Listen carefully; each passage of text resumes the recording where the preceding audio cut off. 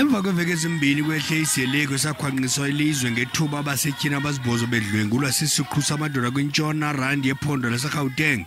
Ekugqibeleni bakhona abatyholwa abayoyanyaniswa neso seleko.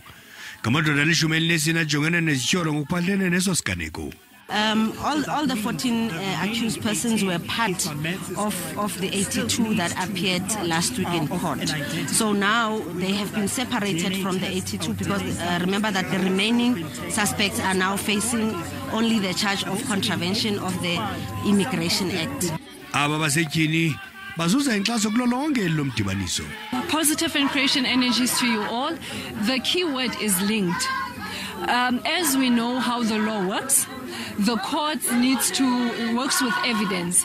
Therefore, those that are handling the case needs to prove beyond reasonable doubt that these perpetrators indeed are the ones that had done this thing. I'm here to really let South Africa know that I'm also a victim of this GBV violence.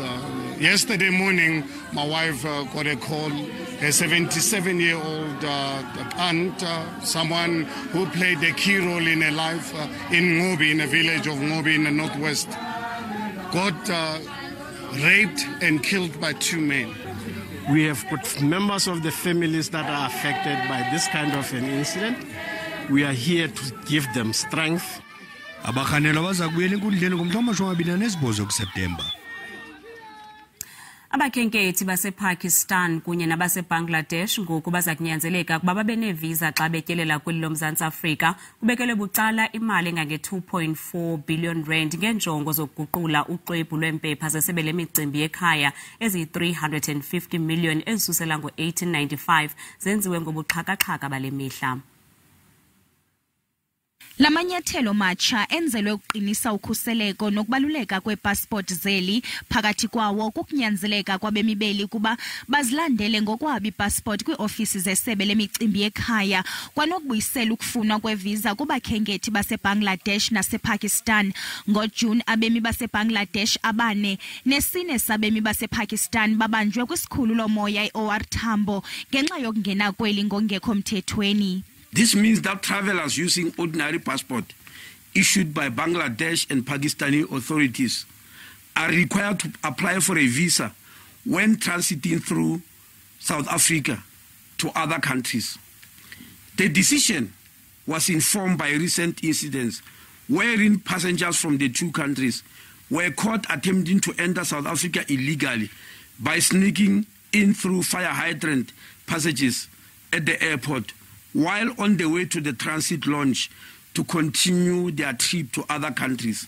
Abasemagunyeni bathi kuthathwa amanyathelo okuqinisekisa ukuba iipassport zeli zisezingeni eliphezulu kwimiba yokhuseleko. Kubanjwe ummi wasePakistan eKrugersdorp ebutsheni balonyaka ngelixa ezama ukwenza ubuqhophololo kunye namagosa esebe lemicimbi yekhaya.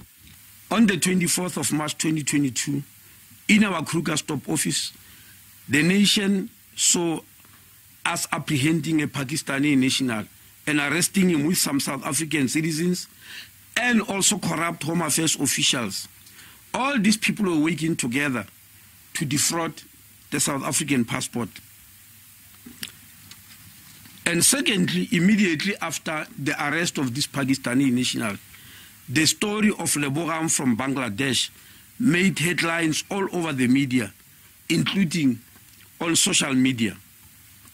This angered a lot of South Africans, while some turned it into jokes. What people don't realize are the serious consequences and hardships that the country suffers when the passports are defrauded.